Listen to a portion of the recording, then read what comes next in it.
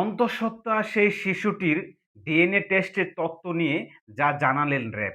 আমরা সম্প্রতি সোশ্যাল মিডিয়াতে আরটিভি একটি নিউজে দেখতে পেয়েছি আজকে যে ময়মনসিংহে মদনে দর্শনে অন্তঃসত্ত্বা শিশুটির ডিএনএ টেস্টের তত্ত্ব গুজব বলে জানিয়েছেন র্যাপিড অ্যাকশন ব্যাটালিয়ন র্যাব।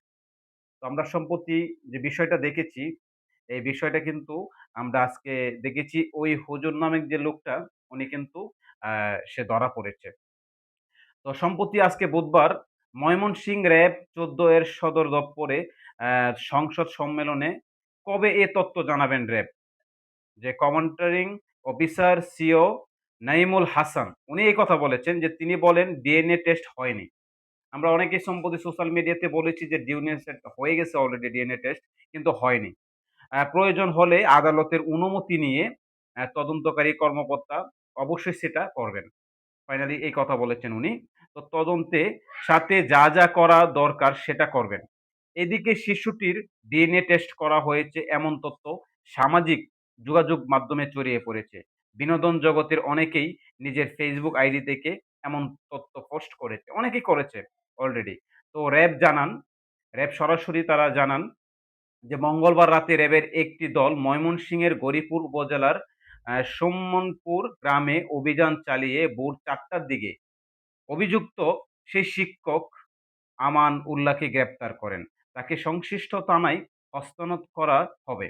মামলার বিবরণ সূত্রে জানা যায়, গ্রেপ্তার হওয়া আমানউল্লাহ নেত্রকোনা মদন উপজেলার পাছাড় গ্রামে একটি মাদ্রাসা প্রতিষ্ঠা করেন। ওই মাদ্রাসায় পড়তো ধর্ষণের শিকার সেই শিশুটি ২০২৫ সালের ২ অক্টোবর আমানউল্লাহ তাকে ধর্ষণ করেছে। পরবর্তীতে আমরা দেখতে পেয়েছি পরে গত ৮ই এপ্রিল নেত্রকোনার একটি বেসরকারি হাসপাতালে পরীক্ষার পর শিশুটি অন্তঃসত্ত্বা বলে জানান ডাক্তার। পরে ২৩শে এপ্রিল শিশুটি মা বাদী হয়ে মদন থানায় মামলা করেন। আরটিভি একটি নিউজ। তো আমরা জানতে পারলাম যে এই শিশুটা আর এই ধর্ষণের যে কাহিনী। তো অবশ্যই দর্শক আমরা অনেকেই ধারণা করেছি যে ডিএনএ টেস্ট হয়ে গেছে অলরেডি। আমরা কিন্তু এখনো হয়নি। তো যাকে আমানুল্লাহ যে তাকে ধরা হয়েছে তার জবানবন্দি নিয়েছেন এবং তাকে রিমান্ডের দাবি জানাচ্ছেন র‍্যাব অ্যাকশন। তো অবশ্যই আপনারা জানলেন, ভিডিওটা অবশ্যই শেয়ার করবেন। আপনাদের মূল্যবান কমেন্ট থাকলে অবশ্যই কমেন্টে জানিয়ে দেবেন। মূলত এই ছিল কিন্তু সত্য যেটা র‍্যাব অ্যাকশন তারা অলরেডি সোশ্যাল মিডিয়াতে প্রকাশ করেছেন। ধন্যবাদ সবাইকে।